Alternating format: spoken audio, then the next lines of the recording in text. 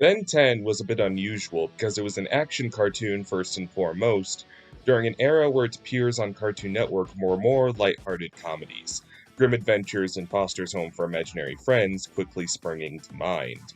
Not only did it thrive when its ilk rarely endured longer than a quick season or two, it somewhat bizarrely survived as an IP that's been adapted and reimagined many, many times over the years, and is still relevant to Cartoon Network to this day in some way, shape, or form.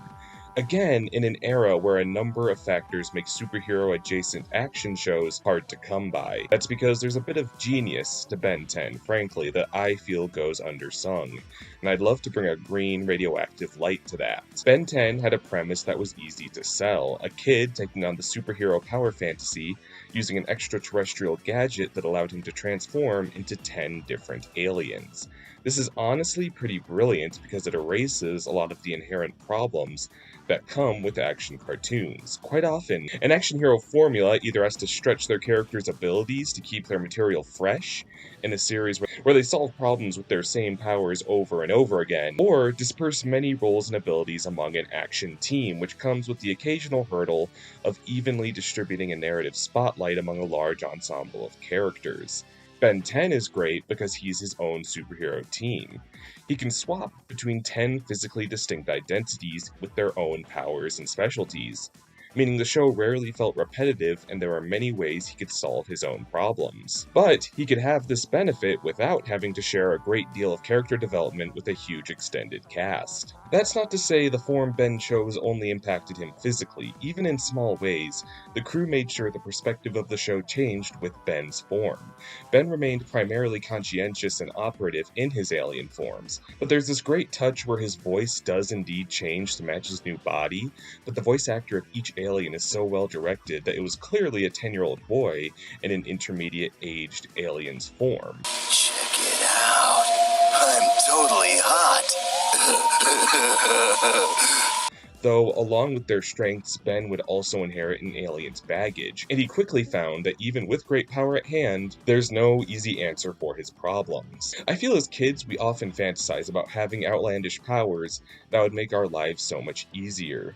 I'd be so much better at basketball if I was a four-armed muscle man. I wish I could have a 300 IQ and ace this math test. Imagine how easy getting to school would be if I had super speed, and as a character, Ben gets to explore all of these firsthand, and find out they aren't all they're cracked up to be, whether it's Heat Blast accidentally burning everything, or Big Chill landing Ben in a disposition of alien pregnancy, and yes, that's a real episode. I think maybe the best example of this principle came in the first time Ben hazarded a transformation into Alien X, which samples the DNA of the extraterrestrial race, the Celestial Sapiens, which can bend reality to their whims. They need only to will it to destroy and rebuild entire universes. But when Ben transforms into one, he can hardly lift a finger in their physicality. The rub of being a celestial sapien, Ben quickly learns, is that a single instance of the godlike race consists of an internal hive mind, and every consciousness within a celestial sapien must be in unanimous agreement before they carry emotion.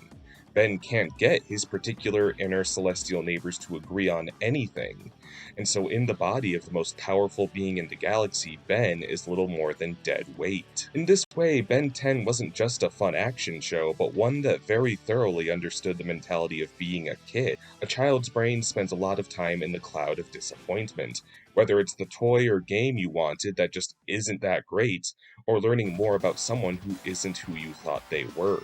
And when Ben is handed 10 superpowered alien identities on a silver platter, this is an experience he has in spades, not just in his hero forms failing to function as expected, but equally so in the folly of hopping from identity to identity. As a result of rarely saving the day looking like himself, Ben becomes subject of fame he can't relish. People will express gratitude for the otherworldly superheroes that save them, and he can't speak to it for a modicum. And for a bullied 10-year-old, the world always looked past, that's intensely frustrating. There's an episode where Ben finds his alien forms have been purloined into marketable cartoon characters in his own universe, and assigned to personalities that resemble Ben in no way, and it enrages him. Even if you consider yourself more mature than a 10-year-old like Ben, it's hard to argue this isn't a raw deal. Which begs the question as to if Ben deserves any credit just because he wears the watch, or if the Omnitrix is the true hero. After all, I don't think it's at all unwarranted to say a hero's choice of persona bleeds into their own personality, as the costume they wear becomes a part of them. I think it's hard to say, for instance, if Bruce Wayne became Batman because he's particularly stern and scary, or if he's particularly stern and scary because he became Batman. Ben may retain his consciousness when he transforms, but whether it's his intelligence as gray matter or his aggression as wrath, alien physicality and disposition has shown to change his behavior. Another highly portentous case file came in the form of Ghost Freak, a ghoulish alien form that freed Ben of his moral inhibitions and turned him into an intimidating monster, causing him to ostensibly kill a foe for the first time ever. Ben returns to his human shape shaken, as if unsure what had come over him. Is it in the nature of being one of Ghost Freak's race that turned Ben so malicious? Or did taking advantage of such a distinctly horrifying visage release something that was always within Ben? Regardless of the cause, Ghost Freak became so dangerous to even use that his essence had to be pulled out of the Omnitrix and literally fought and asked to get out and stay out. Regardless of the fact that Ben's actions are wholly his own, there's a bizarre degree of separation between himself and the Omnitrix, as if the watch he found on a total place-and-time chance means more than him.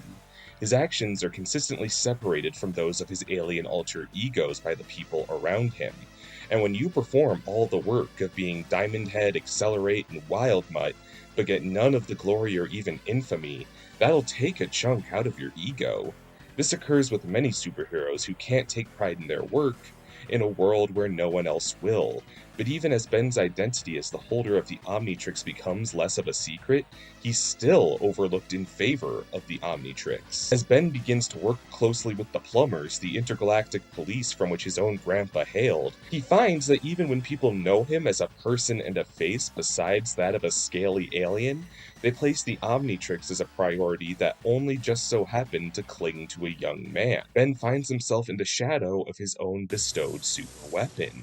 And there's something distinctly melancholy and a bit horrifying about that. The saving grace of Ben's heart and esteem as a hero are what he's capable of in his noble spirit that bursts through at his best. Not everyone will recognize this in him, but those who do find the makings of a great hero. Take the time Ben was abducted into an intergalactic gladiator arena and forced to fight alongside one of his sworn rivals, Kevin 11.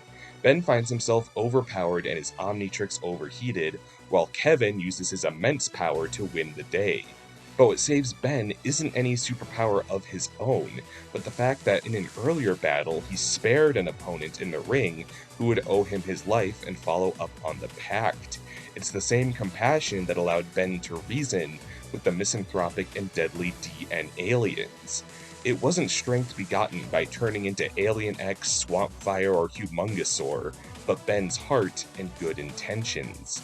It's Ben's courage that allows him to even stand up to villains like Vilgax, his openness and compassion that allowed him to find common ground with countless deadly aliens, and his childlike wonder that inspired his own jaded future self. Most big emotional landmarks and achievements Ben pulls off have little to do with his choice of alien superpower. So even with quite possibly the widest and most powerful range of powers of any character that can be considered a superhero, it's not abilities and fighting prowess that make Ben Ben. It's his heart, innocence, and quick wit. In a world where we're seen as simply our talents, where it's hard to feel valued unless we're directly benefiting from our mask as a servant to society, that's nothing short of absolutely inspiring to see Ben win the day by being himself. You never have to be known as simply your label or mask. And if that's true of Ben Tennyson, who can be hundreds of stronger, more distinguished masks at the slightest whim, it's true for all of us.